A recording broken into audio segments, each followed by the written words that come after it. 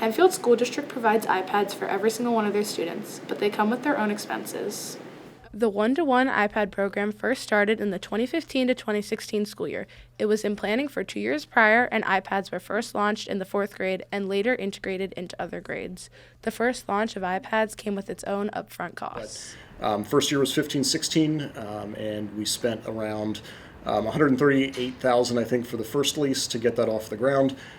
But then at the same time, there were also a number of other costs to do professional development with teachers, because we were not only training the first year teachers, but then all of the other teachers in the district to get everybody prepared for implementing it using the iPads in classes, because we had to kind of tailor that professional development for all of the different subject areas and really pull every teacher in to get them prepared for what was coming in the years to come.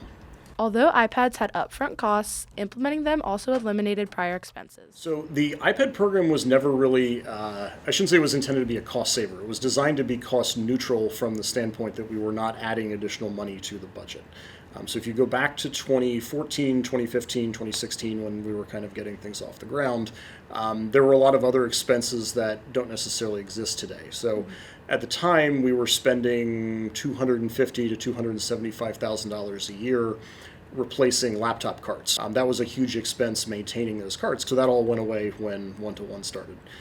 We also had much higher printing and copying costs. By the third year of the one-to-one rollout, we had reduced the printing and copying contract and expenses in the district by about $300,000.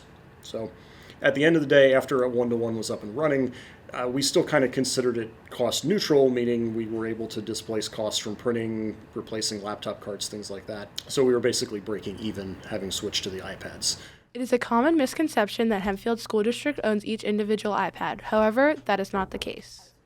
So the iPads themselves are leased, so technically the district doesn't actually own them. We're really paying to use them. We use them for the 3 years, and then after that they are shipped back to the leasing company that actually owns them.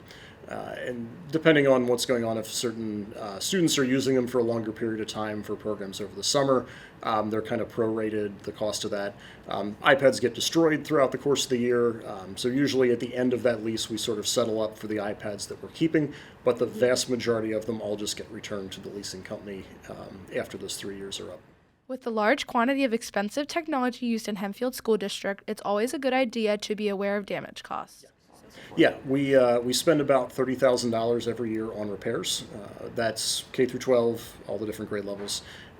Depending on the situation with the damage, sometimes there's a bill, sometimes there's not. We really have to look at each damage instance individually. But the overall bill, somewhere around $30,000 for all of the iPad repairs.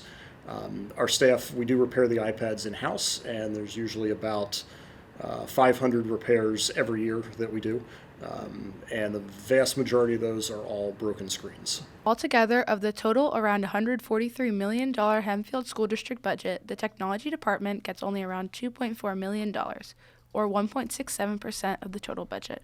Further into the technology department, iPad leasing gets $560,000, and iPad repair gets $30,000.